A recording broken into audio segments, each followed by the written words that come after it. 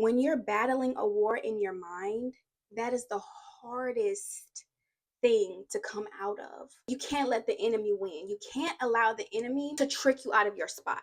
It's up to you to fight back and to say, I will not let the enemy win.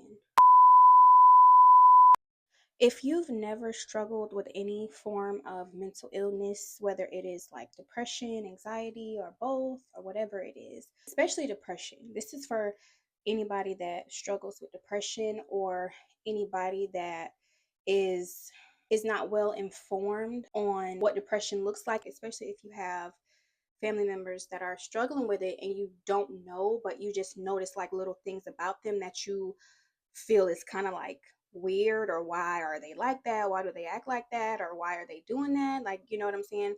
If you're in that position, you'll never understand how it feels to not want to get out of the bed in the morning simply because you're struggling with these intrusive thoughts. It could be anything. It could be you just feeling discouraged, you feeling like you're not where you want to be in life, or you just broke up with somebody and you're taking it really, really hard. Anything can trigger depression in a person that struggles with it. It could be anything. And it looks different for each person, but the main signs are like if a person sleeps in a lot, if you notice that they sleep all the time, or if they're just kind of like distant, they're not as talkative as they usually are, or if you notice they're just like really sad and down and just very somber, if they're not as active as they used to be, they don't want to go anywhere, they don't want to get dressed, they just want to stay in the house, stay in their room. They used to get dressed up and look nice and make sure their hair is done, make sure their nails are done, but they're not doing that anymore. Instead of judging them, maybe calling them lazy or unmotivated, or like they're making excuses for their life, you have to sit and understand, I'm not in their shoes. I don't know what they're going through. I don't know how they're feeling. I don't know what they're battling on the inside. People like that, you really have to give them grace, because when you're battling a war in your mind, that is the hardest thing to come out of. I read a quote a long time ago that said, if you can make it out of your mind, you can make it out of anywhere.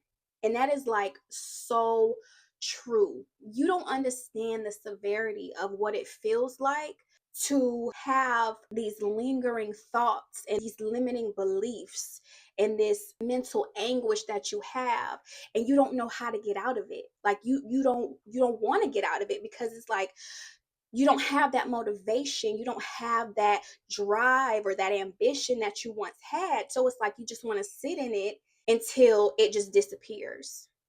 But it's not going to disappear. It's not going to go away. That's going to be an ongoing battle that you have to fight.